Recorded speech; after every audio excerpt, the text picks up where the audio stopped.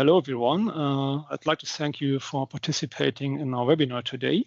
Whilst there is lots of information available on what SOVD in general is, there is not that much information available or made how SOVD changes the processes that you have. So the first part will be taken over from me, Boris Böhlen. I'm working in the SOVD standardization. And the second part of our presentation will be taken over by Fischer, who's also working in the standardization of the SOVD standard. As part of our agenda, we will first give a brief introduction why SOVD is required, continue on with what does the standard actually provide and what is the functionality that is in. And then Diana will take over to give an example on how SOVD changes when it comes to using it in production, what are the consequences on the processes that we have there, and continue then on what you should do when you'd like to implement SOVD in your own company. First of all, I'd like to give a brief overview on what DSA is. DSA is located in Germany, in Aachen, and our main business is diagnostics and production and after sales.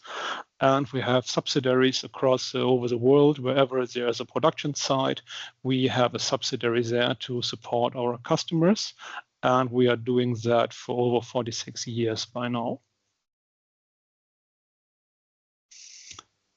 DSA diagnoses roughly 500,000 vehicles per day with its software and hardware. We are in over 250 production plants, and lots of them are high volume plants.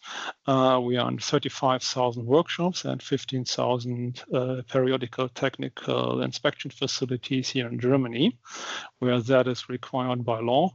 And if one of our components fails in those plants or workshops, then the customer will not be able to produce a vehicle at all or repair a vehicle in a workshop. So let's come over to why do we actually need SOVD? Why are the current diagnostic protocols are not sufficient?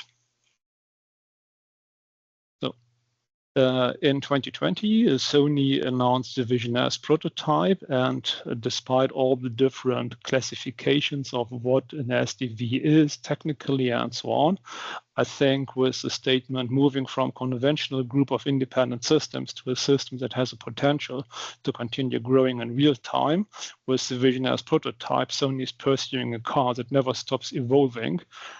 It fits that still best from my perspective, because this never stops evolving implies that the capabilities of the vehicle are not fixed at the design time or when production finishes. Instead, in all of my processes and the vehicle development, I have to ensure that diagnostics in the production, in the aftermarket, evolves with all those ongoing vehicle changes which are required. And that is only possible if the majority of the software of the vehicle functionality is driven by software. And as you all know, as software is getting more and more complex, it will not be error-free. And we somehow have to take care that those problems can be fixed. To be able to get software in the vehicle and to drive what the vehicle is doing largely by software, the vehicle architecture has been evolving from I have a central gateway and a couple of classic ECUs to that I have a few centralized zonal computers, which are high-performance computers, and that all the sensors and the actors in the vehicle are smart and do not require any ECU on their own. There will, of course, remain still a few classic ECUs in the vehicle, but we see that at least over the next 5 to 10 years, the number of those classic ECU is largely reducing. And so these centralized zonal computers are typically HPCs, which compare more to a data center like the classic ECU do. So I typically have an HPC which has some kind of hypervisor, multiple ECUs, and different operating systems running on that. And if I now compare that with the data center, that breaks with traditional diagnostic assumptions that I have. So I have varying operating systems that I have to somehow cope with. Instead of a classic ECU, the behavior of that system is no longer deterministic because I have parallel processes which may influence each other. And what's worse, there is no standard diagnostic interfaces that all those different components provide. A Linux system is diagnosed differently than an AutoSAR classic system, than an Android system. And somehow I have to bring these under one umbrella. For traditional vehicle, diagnostics is typically tightly coupled to the ECUs that I have, potentially to certain hardware variants. And if a failure occurs, those failures typically are located in the hardware or in the communication between the ECUs, and the software is in general assumed to be fault-free. So that diagnostics does not care about problems in the software. The software itself is largely static after it leaves development. Sure, there will be a couple of fixes and so on, but those post-production changes will be quite limited. And so all diagnostic capabilities are defined during the vehicle development, which in the mindset makes it a bit complicated to achieve that goal that Sony set with the Vision S, that it never stops evolving. Software-defined vehicles, on the other hand, are largely implemented in software. And if I have to diagnose them, this must, on the one hand, ensure that I can diagnose what is working inside the different software components, but I also have to be able to diagnose the execution environment, which I normally do not do with classic ECUs. And as software is updated frequently, my diagnostic capabilities have to evolve consistently with those updates that I perform. When taking a look at UDS, that is for Unified Diagnostic Services, which is the standard diagnostic protocol that is used in vehicle nowadays, in the first place, I have kind of a language mismatch. UDS is meant for just transferring a couple of bytes, whereas an HPC uses protocols like SumIP, Google RPC, and REST to communicate. UDS assumes that I have fixed error codes, which are all predefined and which also have just a certain number space available in which they are expressed, and that typically does not match with how I express faults in a software system. Furthermore, all the symptoms and status of a fault relate more to a hardware fault. So in software, I do not have something like short to ground, for instance. For software, I'd like to ask questions on the log files to get the information from log files that can barely be transferred with UDS. And also in UDS, the view is more ECU-centric, whereas for an SDV, I typically have to differentiate between different software components running on the same HPCs, or which may also be distributed across the vehicle. But UDS itself is not a problem. It's perfectly fine for those classic systems, but as the systems that we diagnose has fundamentally changed, it's now more like a data center, like a software system, we need something different. And for that, SOVD has been invented around about 6 to 7 years ago. When looking at the market acceptance of SOVD, we see that major OEMs across the globe are working in SOVD. So that list of OEMs here is based on what you can see publicly if you are taking a look who's participating in the standard. So we have on the one hand major European OEMs like Volkswagen and Volvo and Mercedes-Benz, for instance, but we also have companies from China like Geely who are working on the standard and who are investing in SOVD, also companies from Japan with Toyota and Nissan, and also from North America, like for instance Daimler Trucks. vehicle, but those are just those OEMs which are publicly known and available to work on SOVD. But let me reassure you, it's roughly the same number of OEMs who are working on SOVD in one or the other way as well. In March this year, the SOVD standard has been released as ISO 178 and is therefore now publicly available for everyone to download. The SOVD standard has been initiated by us, by DSA, in 2019 as part of a talk on the ELIF conference. Until 22, we then developed in the ASAMS committee the version 1.0, which includes all the standard diagnostic features that are required for diagnosing ECUs and HPCs. When using that standard, we noticed that a couple of features would be relevant for completely covering diagnostics in production as well as after sales. So these features have been introduced until 25. That is the version SOVD 1.1, which is equivalent to the ISO standard.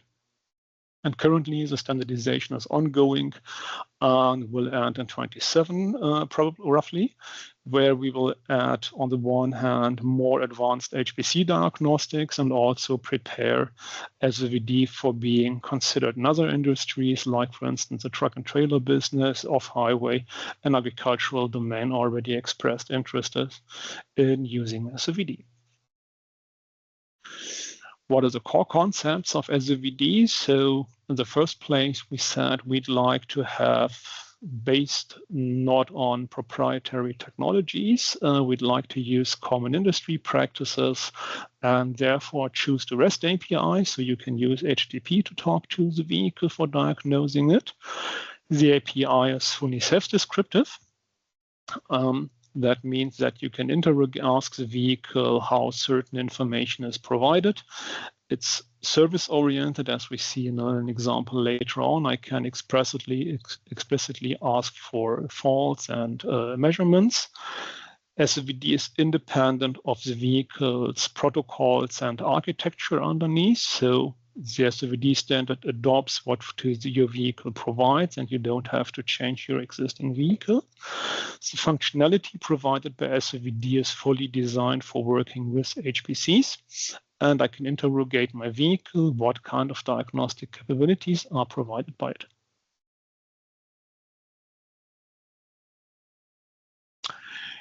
You can think of SOVD providing kind of an abstraction layer to diagnostics. So it doesn't matter if it's a classic ECU underneath, an HPC, a gateway, or even a switch, or more complex vehicle functions. All these different functions can be unified by the SOVD API. That is what I mean with that SOVD adapts to your vehicle architecture and not vice versa. It also doesn't matter what kind of communication protocol you use in your vehicle. It could be CAN, could be CAN-FD, could be Ethernet, whatever you see makes sense to you. And all this SOVD API is provided to the diagnostic applications via a REST API, and that REST API is fully described using the Open API standard. And can also be accessed directly when you are beneath the vehicle, but also remotely through a cloud interface.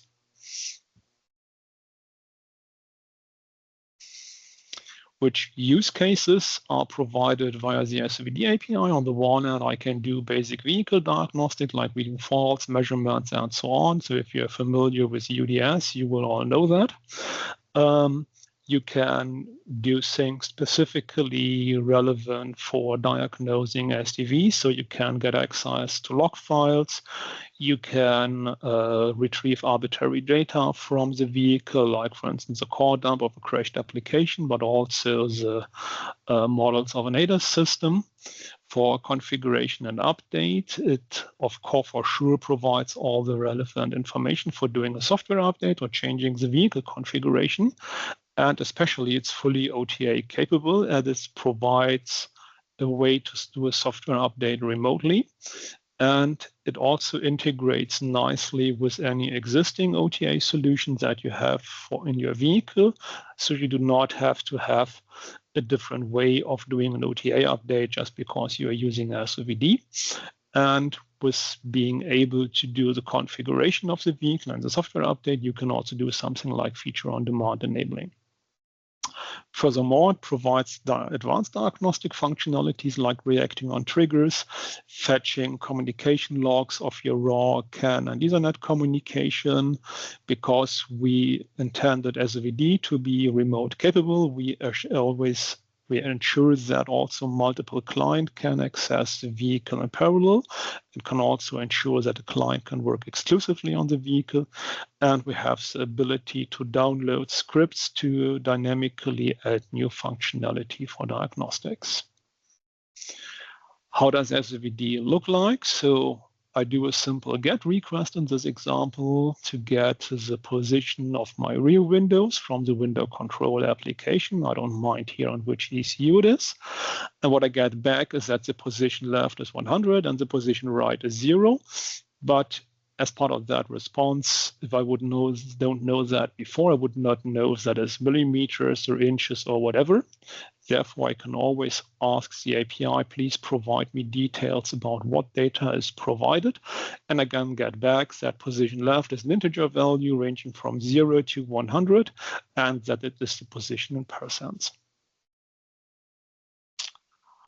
As said, SOVD allows local and remote diagnostics. So if I'm in a workshop or on a production line, I can connect to the vehicle via Wi-Fi based on using the SOVD API. The SOVD standard describes that this is done by using MDNS and DNS service discovery.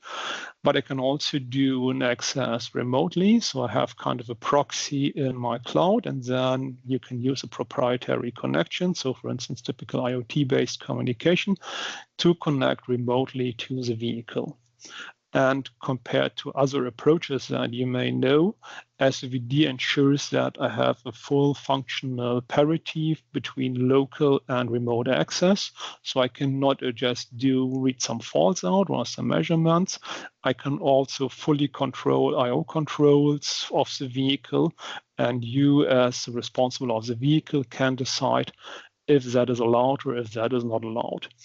And since everything is handled inside the vehicle, you also ensure that all the critical timing parameters that you have in CAN, for instance, are not an issue because that is all done inside the vehicle and you have that latency ensured.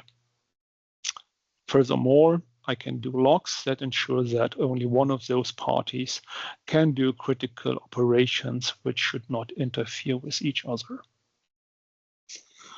When I'm comparing, but as my vehicles will for the next 5 to 10 years probably include still all the classic ECUs, at least for certain aspects, I have to bring those two things together. And I have on the one hand the traditional diagnostics for the classic ECUs, which have an ECU-centric access, which have UDS, which are statically diagnosable. And on the other hand, I have the diagnostics for the SDVs, which looks significantly different from what I can diagnose. SOVD unifies those both worlds under one API. So, and then from the perspective of a diagnostic tester who likes to talk to the vehicle, that one doesn't see any difference between whether it's an HPC or whether it is a classic ECU. It can, of course, smell somehow what kind of ECU it is, because maybe the faults look like a classic one, but that's the only indication that you have. And this remote diagnostics is available also for the classic ECUs because that is all abstracted away by the SOVD API. We as DSA did a couple of various projects with quite a number of OEMs, so roughly 8 to 10, around about that. So on the one hand, we did research projects on how to diagnose service-oriented architectures, because that's not really a domain that OEMs typically are quite aware of, and we did then consulting on those things. And everything that is therefore coming out of those research projects and the consulting projects on how to diagnose HPCs has now been included into the standard or will be included in the 1.2 version of the standard. We also did consulting projects on how production changes, on how SOVD changes processes in production. We also implemented those changes in serious productions where we have an onboard stack in the vehicle that will be more covered by Diana in the next part, and also did after sales project. And what is special about them is that on the one hand, we do remote diagnostics there, and on the other hand, that we also deployed the SOVD server outside the vehicle on a vehicle communication interface or laptop, so that this is also an approach to support SOVD in your existing vehicles. Diana, would you like to take over? Thanks. Yes, now I want to take over and, as promised, want to share some of these real production experiences we have had in introducing SOVD into a production plant. So first, a quick reminder, how was diagnostics before, or how is it done right now? So diagnostics right now in production plants is tester-centric and location-bound. You see in the picture in the middle the diagnostic tester, which is an actual diagnostic hardware that you have to physically connect to the car, and that hosts the diagnostic stack and is able to execute the diagnostic sequences. So it is bound to certain places in the end of line area in your production plant, which are predefined. And these are the places that you then can run your diagnostic sequences. It is also conducted in the plant to a backend where it gets usually via Wi-Fi or the diagnostic data that is needed for the commissioning sequences, like software data that you need for software updates, for configurations, and so on. And it sends back results for documentation. So that means in the classic sense, so here we have the diagnostic fixed to a specific test station. It needs to be physically connected by a worker, and after the test station is over, the line moves on, the tester has to be disconnected and transported back to the beginning of the test station. So that means the diagnostics execution, all your commissioning sequences that you need to run in your production plants are fixed to these stations. They stop because you physically usually disconnect the tester when the vehicle leaves the station. And that also means that additionally transport phases of the vehicle you cannot use to run additional diagnostic sequences anymore. And in this scenario, then the diagnostic sequences are fully run on the diagnostic tester. The vehicle is just a passive test object or commissioning object in this way, and just passively gets diagnostic requests and response. If we now want to transform such a classic production system into a onboard diagnostics with SOVD production settings, which we did in our projects, we have SOVD as an enabler of diagnostics as a vehicle function. So diagnostics can now move into the vehicle. As Boris has explained, you have inside your vehicle running on an HPC an SOVD server that implements an SOVD API, and now also has the possibility to execute diagnostic sequences inside, let's say, the SOVD server. You also have a diagnostic client that can be run outside the vehicle or inside the vehicle. And you have, through SOVD, this unified access to your ECUs and HPCs. So whatever protocols they speak, the classic ECUs or the HPCs, SOVD is inside as an abstraction layer and gives you a single interface across these vehicle functions. It's a standardized REST API, as you saw, and gives you this API-based interaction. So the diagnostic execution in this scenario now moves into the vehicle, at least partly, and you can run diagnostic sequences on board. So not only on the tester anymore, just also in the vehicle right now. That means the vehicle also becomes a diagnostic execution environment. And as you have heard before, SOVD is for service-oriented diagnostic. It aligns with upcoming electronic architectures, and because it's part of the vehicle now, it covers the full life cycle of the vehicle. So in our projects, we aspired to do an onboard diagnostic architecture. So we want to run everything on board. So that means the full execution now resides inside the vehicle. You can see again here as the blue box, the SOVD server that implements the SOVD API.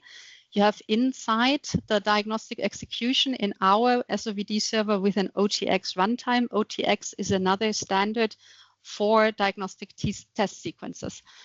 And it implements, as has also been said before, the classic adapter and the HPC adapter, which then gives you that unified access to both HPCs and ECUs with whatever protocols they speak. You implement this here and abstract it away.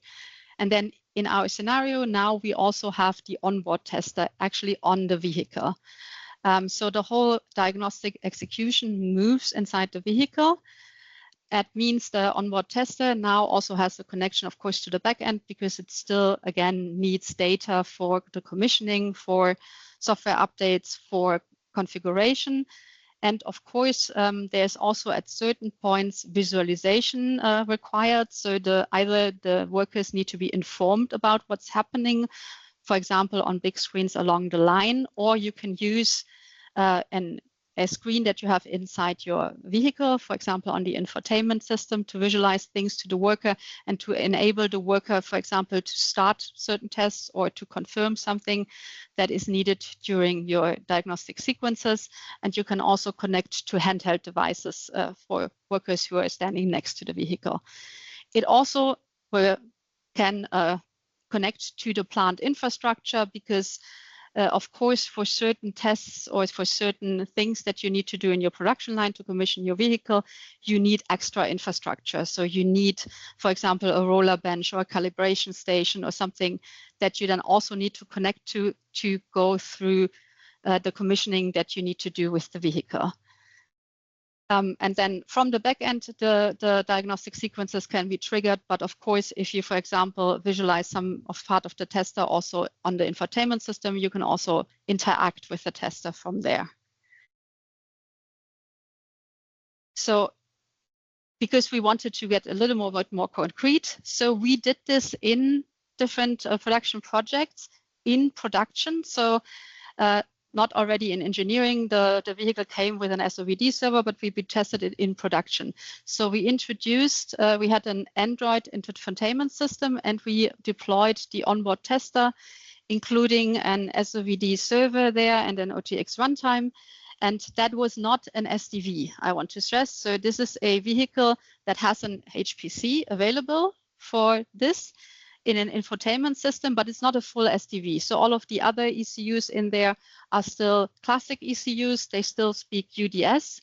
But as I said before, that is something that SOVD can easily handle. And it's just a layer in between the UDS and the ECUs.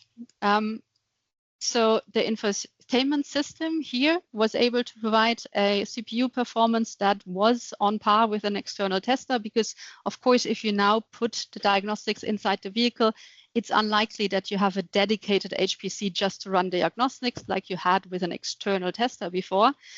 So you need to put it somewhere on an HPC that also has other tasks. And also we saw in our projects that the Wi-Fi connectivity in the production plant was enough for that integration that I showed you before. So it's not on the picture anymore, but of course this onboard tester needs to connect to the backend, to UI clients to visualize something, and also to the plant infrastructure because it needs to perform these tests that needs additional test equipment like a roller bench or something. So how does the production workflow now change? I said before, so in classic production, it is limited to different test stations where you physically connect a hardware tester. And if you now, of course, move the whole execution inside the vehicle, then you have more of the production line you can utilize. So I should put here a little caveat, of course, because you still, of course, need the vehicle to be powered, because even though those production projects we had were also with electric vehicles. Some OEMs don't like to use the battery for diagnostics in production. But you have more of the production line that you can now utilize to do things where you don't need external infrastructure. Of course, if you need a worker, or if you need a roller bench, you can't do that test anywhere, obviously. But something like software updates, which may be becoming more common now that we have software-defined vehicles, you have more of the transport phases of the vehicle that you could utilize for that. So, of course, there are constraints in production if you do it in this way, and we have vehicle diagnostics moving inside the vehicle. So first of all, in our project, this infotainment system, of course, was not meant as solely a diagnostic tester. So we experienced that it has a time when it will get power until it boots up. So it's not immediately ready to run a diagnostic sequence. Diagnostic still depends on power, of course, in the production line. And you, of course, have that problem of initial provisioning in the production line. So in this project, I said we only did it in production. So in production, we also need to put now the onboard tester onto the HPC. We need to do the regular things you need to do in production. So we need to connect to the vehicle to write the VIN. We have to put on Wi-Fi certificates and so on. And that initial provisioning we did in our projects with an external tester. You could also do it, of course, with a flash station, just to have this initially putting on the onboard tester. Because in our projects, we were moving from classic production to onboard production. And that means we had the testers available. The idea was to reduce hardware, but they were still available for this example, initial provisioning. Then, of course, you have the resource competition because, as I said before, there's no HPC that is solely for diagnostics. So you have to put it on something like an infotainment system that has other tasks that are vehicle functionality. And then you might not have many spare resources because these HPCs might not have a lot of spare resources for diagnostics available. That's something you just have to think about so that the diagnostic sequences, of course, then have to share resources with the actual vehicle functionality that might impact how much time or how the diagnostic sequences perform, and then, of course, might impact your cycle time in the production plant. And then, of course, now if you have an external diagnostic tester in the classic setting and it doesn't work, you can just grab the next one. If the diagnostic tester is now inside the vehicle, that is, of course, a problem if it doesn't work or if it's not ready in time.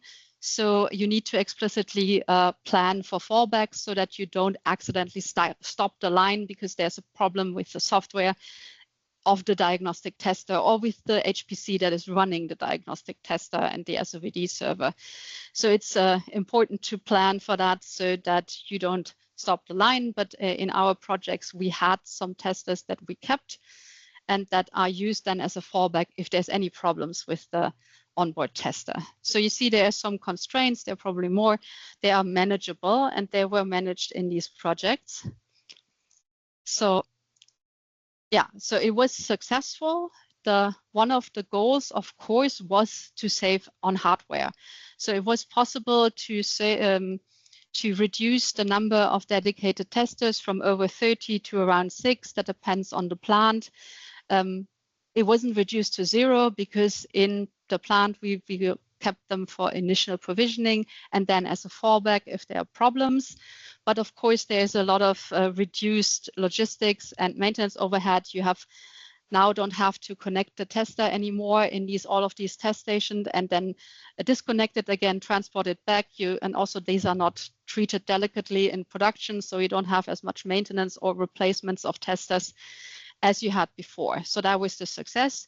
And then again, the architecture characteristics of these projects that we did was that the onboard tester was deployed on an infotainment HPC. It was an SOVD-based execution of diagnostic sequences in vehicle. We used OTX for that. And the execution was comparable to dedicated offboard testers. So there was no takt time impact. So because this was a running production plan, so there was the possibility to compare that, of course. So yeah, that means now we moved the diagnostics inside the vehicle here, and it was a success. And because the diagnostics is now inside the vehicle, it also has more or can have more access to vehicle functionality. So in the next slide, I will want to show you a very short video clip from one of our production plants, where you can see that the onboard tester, so you see a worker leaving the vehicle, and the onboard tester is used to drive the vehicle through to test stations for ADAS calibration and a roller bench. And this is done without a worker in the vehicle. So it is driven by the onboard tester, and the onboard tester, of course, then also performs the commissioning and the testing in these test stations. So you can see the video here now. You can also briefly saw the visualization inside the vehicle of the diagnostic tester, what's happening. You can't see it here, but you have to believe me that there is no worker in this car now that as it's driving. And you see it here, it leaves the station again. So how can you now get started with SOVD? I told you about projects that we have been doing where we introduced SOVD inside a vehicle that is not a full SDV, where just we have one HPC that we can use to install the SOVD server. So what are the benefits of doing this if you don't need to change to SOVD? Because UDS is still serving you well. Your vehicle is mostly a classic vehicle. So why should you even bother to introduce SOVD now? So Boris told you a lot about SOVD, and you might believe that it is inevitable if we have a full SDV, UDS will not be enough anymore, then we have to change to SOVD. So, and you saw SOVD is just a REST API. That's a well-known technology. There is existing tooling, so it will not be that hard. So we will just wait. We will just wait until we have to, because we have an SDV. What would be even a benefit of doing it now? But what I also want to give you some explanation about is in this part that it affects much more. It's not just the REST API, and it's not maybe as easy as you think. So it impacts because it moves part of the diagnostic inside the vehicle that affects the vehicle architecture. The tooling landscape has to change because now just off-the-shelf REST tooling will not be enough, and you have existing also diagnostic tooling, so you will need to introduce SOVD there. And then processes inside your organization might change because diagnostic is now a vehicle function, and that changes things. It changes responsibility, it changes processes, and so on. So the expectation might be introducing SOVD will be easy. There will be a few challenges. So let's talk about these challenges a little bit more. So I said before, there are some technical challenges you expect. Of course, availability of the HPC that we saw, for example, in production, the boot time until it's available, maintaining the software through the life cycle, the integration into your existing diagnostic tooling landscape and everything you use right now, that will be a slight challenge maybe. Then now you have an SOVD server maybe through the whole life cycle inside the vehicle. So there are security concerns you have to think about and how to authenticate against the SOVD server and how to connect to it. And then of course you have to think about where will you put the SOVD server. So, and then this resource contention on the HPC where you put it on, unless you decide you have a dedicated diagnostic HPC, which seems unlikely. Then you have organizational changes. So who owns the diagnostics in the vehicle right now? Who releases diagnostic functionality and descriptions? That is all maybe different than before. And now, as I stressed before, who handles failure? We talked about production. So what happens if the onboard diagnostics and the SOVD server doesn't work in production? So can production do temporary fixes? How can they do fixes? How do they do the feedback back to engineering if engineering is in charge of the SOVD server? And how, these are all things that are of course handleable, but you have to think about them. So it impacts a lot of parts of your organization, of processes, of the tooling, of the vehicle itself, and of the backend integration if you use SOVD. There might be some common pitfalls that you might fall into. So if you treat it as an SOVD as protocol only, you said we had UDS before, now we just replace it by SOVD, is no problem, it's just a different protocol. But ignore all these architectural implications that I've tried to outline before. If you have a very late integration into the vehicle platform, so you treat diagnostics as an afterthought, maybe then you have resource constraints inside your vehicle to be able to fully run an SOVD server. And of course, you need to think about the fallback strategy. So if you introduce it, especially in production, and it doesn't work, how do you deal with it? So if you wait, this is how I started. If you wait until you have a full SDV and if your vehicle architecture fully changed from what it is now to an SDV, and then you introduce everything together, because then you believe us and say, okay, then I need SOVD, so I will introduce SOVD together with an SDV. The vehicle is new, the diagnostic approach is new, the processes change, the backend integration is both impacted by using SOVD, but also by having an SDV vehicle. So you introduce a lot of unknowns at the same time. That, of course, is a bigger risk, because if you change a lot of things at the same time, there's more possibility for error, or more statistically more likelihood for error. And then if you have failures, it might be more difficult to isolate where it comes from. The analysis might be more difficult, might also be easy, but changing things is more difficult because you change so many things at the same time. All of the changes you do impact multiple system components, so that just increases the complexity also of the retesting and validation effort. Everything is more complex and you have more possibility for error. And what we learned from our experiences in these production projects is you don't have to wait. You can, for example, learn everything you need to learn about SOVD and about moving diagnostics inside the vehicle now before you have a full SDV. And you can already have benefits from that before you have a full SDV vehicle. So there's a possibility to introduce that right now if you want to. And of course, you have to think about all the things that you need to change about your processes and organization in the back. But I want to give you a really concrete example of how you could do this in production, like we did. So you could do a stepwise adoption and migration inside your production plant right now. Let's say you have an existing vehicle.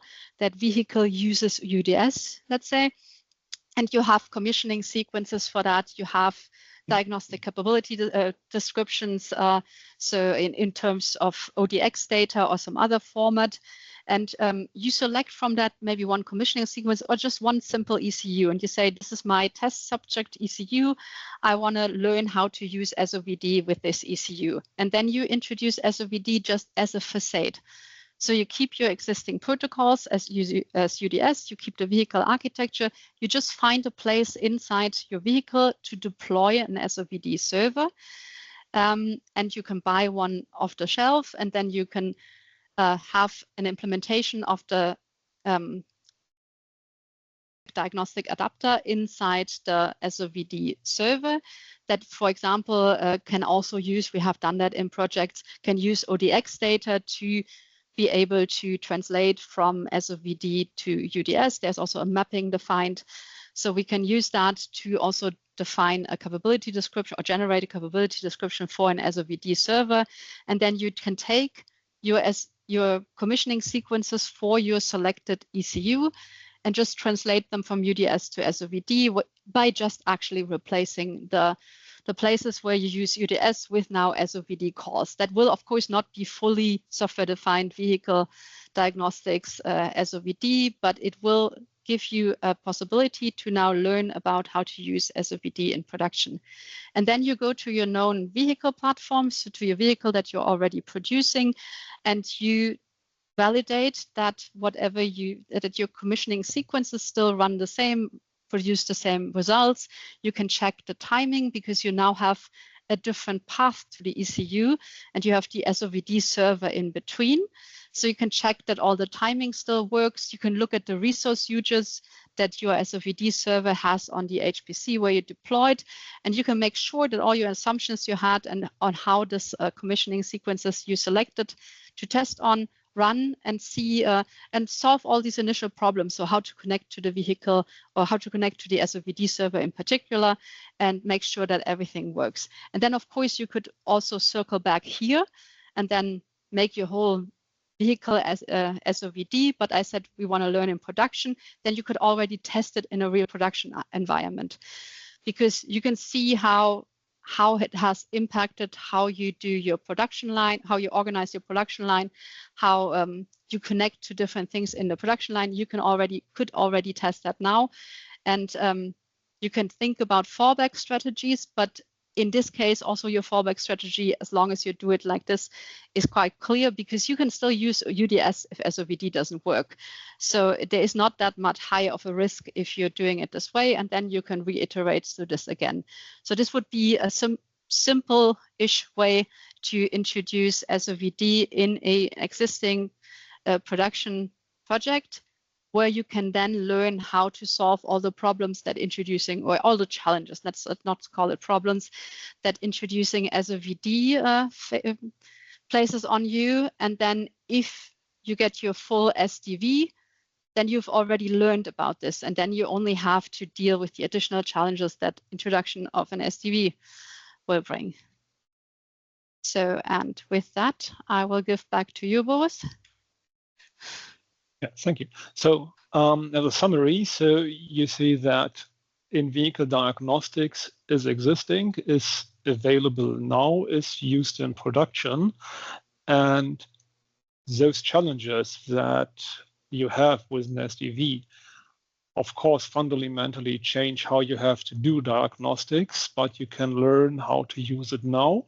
And also you see that the vehicle that we showed here is a classic vehicle, so SOVD can also use to enable your transition from a classic diagnostics to SDV diagnostics and help you there to learn already in advance. As you also see that this SOVD is already proven in serious production, you can rely on it to build vehicles, also in higher volume plants. But of course, you have to make sure that you are aware of the diagnostic ownership, because if something fails, you have to know who's responsible for that one, who's able to change what. And you should, at least in the beginning, take care of having the necessary fallback concepts available until you are sure that everything on your side has matured.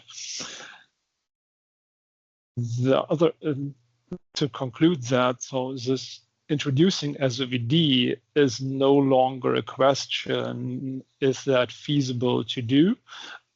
But the question is, what would be a controlled adoption of your processes, of your architectures, of your organization to introduce SOVD in your serious programs? And to help you with that, DSA has a 5 days training, which will be given by our experts who are shaping the ISO standard, so that you can make sure and have a quick learning on what SOVD is, how it influences the processes, and how it is used. So with that, we remain open for Q&A and like you for your time up to now. All right, thank you, Boris. As you have just mentioned, we do still have time for a Q&A. One last time to the audience, if you would like to get a question in today, do so as soon as possible, and hopefully we will have time to get to it. The first question I have, someone is asking, how can OEMs introduce SOVD without replacing their existing UDS-based diagnostic ecosystem? So as you have seen the presentation, SOVD fully implements an interface to the classic diagnostics in the vehicle, and therefore everything that is provided via protocols like UDS, Q2000, J1939, and so on can be covered under the SOVD API. And you can also not use that inside the vehicle, but you can also put it on a VCI, or you can put it on your laptop directly. So that means that everything that you have at the moment and all the investments that you have remain available. They will be just hidden under the SOVD API. Another question here, someone is asking, which SOVD capabilities are the most valuable when diagnosing distributed software services on HPCs? So for that part, SOVD defines what kind of dependencies you have between the different services that you have. You have access to log files. You can do communication logging on the Ethernet channels. With the next version of SOVD 1.2, you also have the ability to do monitoring of what is happening in the SOVD, like you know that from cloud-based systems. So that is why SOVD provides everything that enables diagnosing HPCs, which is not available in this way in the classic diagnostic protocols. Another person is asking, what have been the biggest challenges when deploying in vehicle diagnostics in production environments? So yeah, the biggest challenges is to find, on the one hand, an HPC that has sufficient resources for executing that. So if you have something like a telematics unit or an infotainment system, that's a very good spot to deploy them there. And of course, from those components, you have to be able to access the other ECUs as well, which may require some kind of engineering work as well. Somebody else is asking, who should own the diagnostic platform in an SDV organization? Is it the vehicle platform, diagnostics, production, or after-sales teams? It largely moves into the hands of engineering, as they are responsible for the server and for the content, because diagnostic now gets a vehicle function. But of course, they have to provide mechanisms, for instance, for the production colleagues to be able to change things quickly, because they will not be waiting for a change if the production line stops or is about to stop. And also after sales will have their stake in that part. But the focus would be largely on engineering, providing sufficient flexibility. And do you see SOVD evolving beyond diagnostics into a broader vehicle operations and observability platform? Yeah, so we did research project and customer consulting on how to diagnose HPCs, and some of those results of those engineering of those activities have already found their way into the SOVD standard. Another part, which is especially focusing on allowing this observability and monitoring part, is now part of SOVD 1.2, which is currently in development. Now we have someone here who is asking, they're saying, SOVD still appears to be largely driven by European players today. How do you view its trajectory in terms of global adoption, particularly across China, North America, and Oceania? So we have quite a couple of OEMs that are working in the Chinese market on SOVD. So on one of those slides, I had Geely included. And we also have customers from North America, also from the agricultural business, but also from the truck business, like Daimler Trucks on one of the slides before, who's actively working in the standardization or has expressed interest in SOVD. It's not just a European topic. Okay. We have someone else who's asking, how does SOVD relate to DOIP? They say they've been an author of the first ISO 13400 documents. Yeah, so SOVD simply extends what DOIP provides as diagnostic functionality, but on the other hand, DOIP is largely a transport protocol, so I could also do SOVD based on DOIP.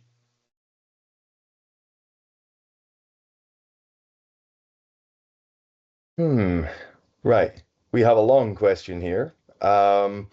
is the diagnosis performed via the existing OBD2 connector, which is vehicle-specific or manufacturer-specific and only has 6 standardized pins? How are common tester manufacturers responding to this challenge? For example, Bosch, Herman, and Icosoft, and others. So with SOVD, the diagnostics would move into the vehicle, and I would not have that OBD part in the long run anymore, because it's provided via the Wi-Fi access of SOVD that the unit provides. But I can also move SOVD outside the vehicle so that I have it on the VCI or on a laptop. And then those existing, that would then go through the OBD connector. On the long term, it should move into the vehicle. And there's also plans to do that as part of the legislation. That SOVD would be allowed as a legislative protocol, but I think that would require a couple, 2 or 3 years until that is.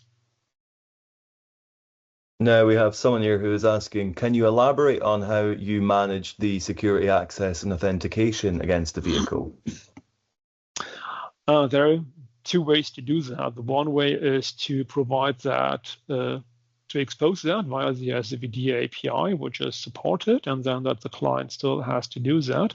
But on the other hand, the SOVD server inside the vehicle could do that on behalf of the client, because when the client authenticates, it knows what kind of client that is, what are the user rights that the client has, and can then use that one to unlock an ECU and also to state more fine-grained if something like a certain I/O control or flashing of the ECU is allowed by that client or not.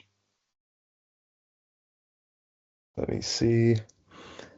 With the recent CRA, doesn't this approach make it more prone to cyber attacks unless we have a secure diagnostic in place?